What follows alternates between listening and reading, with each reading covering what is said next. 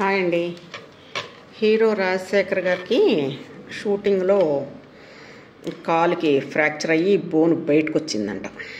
ఆయనకి 3 గంటలు ఆపరేషన్ చేసి 4 వారాలు 6 వారాలు రెస్ట్ కావాలన్నారు. ఆయన వయసు 63 సంవత్సరాలంట. 60 దాటిన హీరోస్ గాజు బొమ్మల్లా ఉండాలి కదా. వీళ్ళు రెమ్యూనరేషన్ కోట్లలో 100 కోట్లలో తీసుకోవడం, దానికి అనుగుణంగా ఫీట్లు చేస్తున్నారు సినిమాల్లో అభిమానులని అలరించడానికి. ఓకే, మంచిదే, యంగేజ్లో మంచిదే. ఇప్పుడు ఇలా ఫ్రాక్చర్లు అయ్యి హాస్పిటల్ పాలైతే అది అభిమానులకి ఆనందమా? షూటింగ్ లేట్ అయిపోద్ది, రిలీజ్ లేట్ అయిపోద్ది, అది అభిమానులకి ఆశాభంగమే కదా.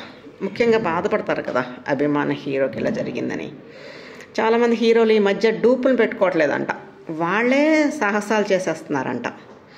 చాలా ఫ్రాక్చర్లు తీసుకుని ఈ మధ్య జూనియర్ ఎన్టీఆర్ గారిని విన్నాం, ఆయనకు కూడా ఏదో ఇలా చిన్న ప్రాబ్లం అయిందని చెప్పి. ఇప్పుడు రాజశేఖర్ గారు, ఈయన 60 ఏళ్ళు దాటిన తర్వాత కొంచెం జాగ్రత్తగా ఉండాలేమో అనిపిస్తుంది నాకు. అంతంత రెమ్యునేషన్స్ ఎందుకు, మళ్ళా దానికి తగ్గట్టు వీళ్ళ ఫీట్స్ ఎందుకు? ఎవరైనా మనుషులే కదా, హీరోస్ అయినా సరే. అంతంత దూకటాలు, గెంతటాలు, ఎగరటాలు చేస్తే 60 ఏళ్ళు దాటిన తర్వాత ఎవరికి నష్టం? అది అభిమానులకే ఎక్కువ నష్టం నన్ను అడిగితే. వాళ్ళని అభిమానించే వాళ్ళు ఎప్పటి నుంచో ఉంటారు.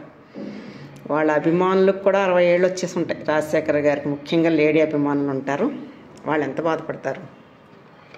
ఇప్పుడు అందరూ హ్యాపీగా ఉండాలి అంటే, ఆయన సినిమాలు చూడాలి అంటే ఇప్పుడు బోల్డ్ టెక్నాలజీ వచ్చింది, అది ఉపయోగించుకోవచ్చు. వాళ్ళు సేఫ్, వీళ్ళు ఆనందం. అంత అవసరమా? అంతంత కోట్లు రెమ్యూనరేషన్ తీసుకోవటం అవసరమా? ఇలా ఫీట్లు చేయటం అవసరమా? హాస్పిటల్ పాలవటం అవసరమా? ఈ మధ్య ఎవరో ప్రముఖ హీరో రెమ్యూనరేషన్ తగ్గించుకుంటాను ఐబొమ్మ రవి ఎఫెక్ట్తో అన్నాడని ఒక న్యూస్ తెలిసింది. శుభ పరిణామమే. ఈ కొత్త టెక్నాలజీని ఉపయోగించుకుని చక్కగా ప్రేక్షకులను అలరిస్తూ వీళ్ళు కూడా ఇలాంటి యాక్సిడెంట్లు తగ్గించుకొని తెలుగు సినిమాని మరింత ముందుకు నడిపి